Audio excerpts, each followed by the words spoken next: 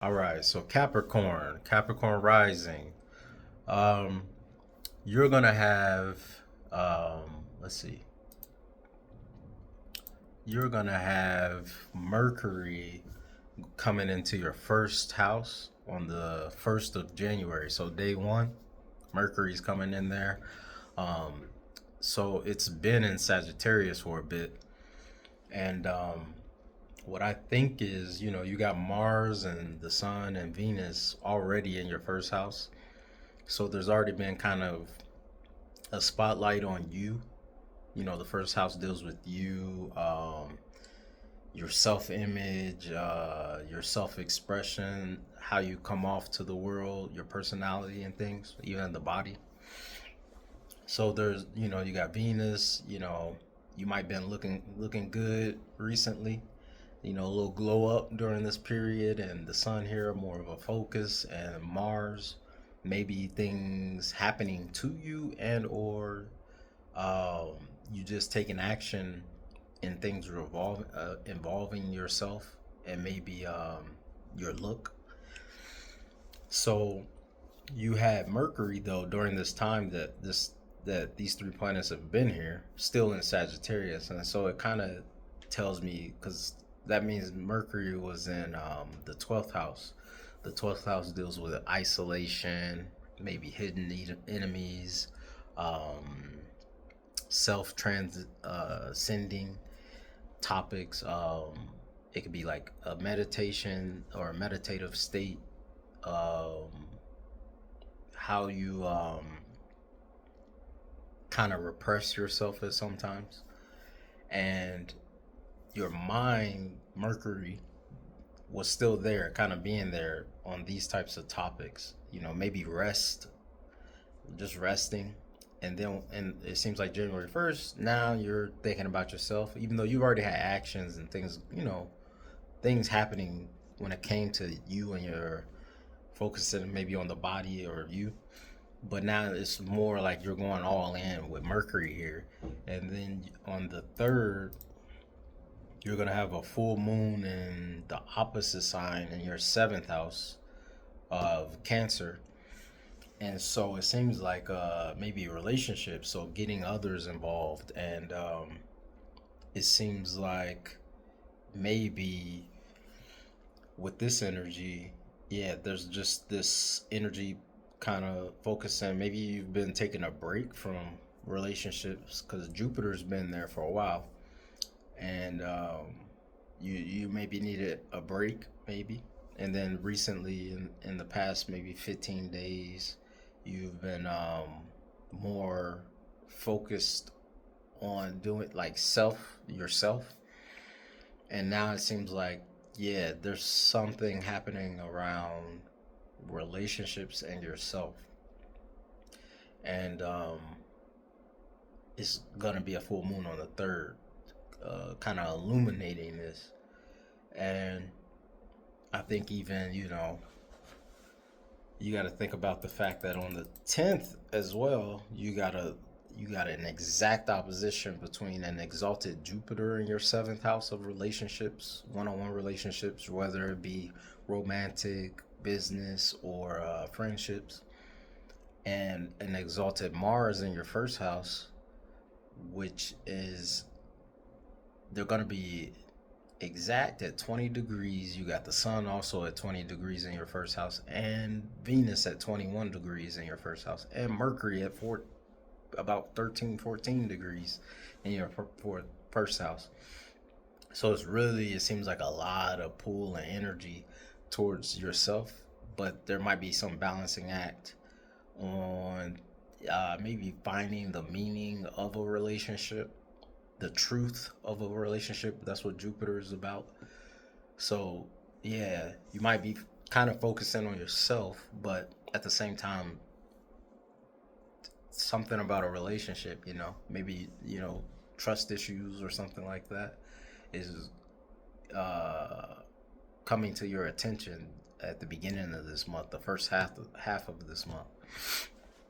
And then it seems like because even on the 16th, you'll have the moon make its way to Capricorn in the first house. And so now that's 5 planets here, you know? So it just really seems like, yeah, you're really taking time to focus on yourself for whatever reason. Maybe things were happening in the months prior, and now you just decided, like, I need to rest, focus on myself. Maybe things were happening in friendships over the fall or something involving dreams, but it just really seems like now focus on myself. But at the same time, there might be something about a relationship that's needing your attention as well. And then the day after the moon moves in, Venus is moving out into the second house of Aquarius. And second house deals with money, value, self esteem, um, attitude towards possession, security, material things. And so it seems like something has caught Venus's eye, maybe.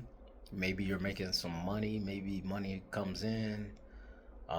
Maybe you like this new self, something. And Venus is going to lead the way before all these other planets follow suit and go into Aquarius. And right after Venus moves in, there's going to be a new moon at 28 degrees in Capricorn in your first house. So it's kind of like a new you, a new start, new you. And it seems like it's related to what's going on in the second house too, because it's at 28 degrees, but Venus is at 1 degree. And it's close enough that I think Venus might have influence over what's going on, which it's in the house of money, self-esteem, possessions. So if you ask me, I would think that, yeah, something about like a new you, a new start, a new sense of who you are. And it might be about, all right, now I'm about to be focused on making money, getting to the money, uh, getting the things that I think I deserve and things like that. Because right after that new moon, you got the moon moving in to Aquarius, that second house of money, self-esteem, value. And then 2 days later, you got the sun and Mercury moving there as well. And then 3 days after that, you got, by the 23rd, you got Mars in there as well. So all these planets have made their way into Aquarius.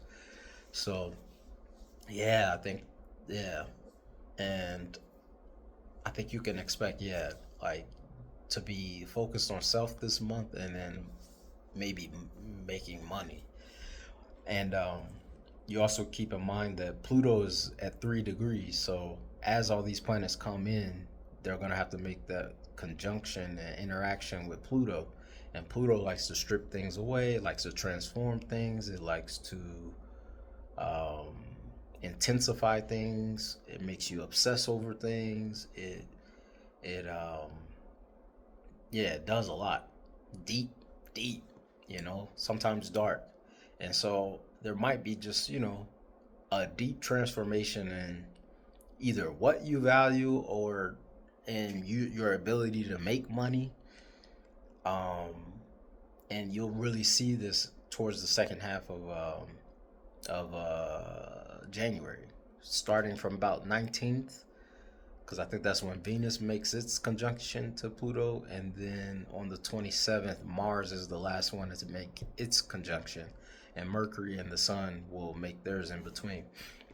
So, yeah, it just seems like, yeah, there's gonna be a lot of transformation in either what you value, or how you're getting the things you value, or being able to get the things you value. And yeah, even on the 26th, you're gonna have Neptune move into your fourth house of home, family, and private life. So, and this is about 14-year cycle, so it's going to be there for a while. It's done with Pisces. Saturn is going to come there as well in February. So this is starting maybe this new idea. Maybe you're making money, and then now you're thinking, okay, now I can buy, like, there's dreams, because Neptune is like dreams, intuition. You're dreaming and thinking like, yeah, I can maybe I could buy a home. I could buy a home now, or maybe I could start a family. If maybe you've been waiting to start a family, you're thinking, I could start a family now, you know? Or like you could see it in the future. You could see it. Like Neptune deals with vision, so maybe you can now start to envision things because you were working on yourself, and now that you're valuing yourself in the right way, or you're getting what you deserve, you're getting your value, you're getting what you think you deserve, and it's causing you to be able now to imagine and think about, okay, in the future I see this for myself, revolving around fourth house topics: family, uh, home, property, and what you want your private life to maybe even look like. So definitely looks interesting to me. Um, Definitely check back in, leave a comment, let me know how this goes for you, and I look forward to seeing how this turns out for you, Capricorn. So thanks, and see you next time.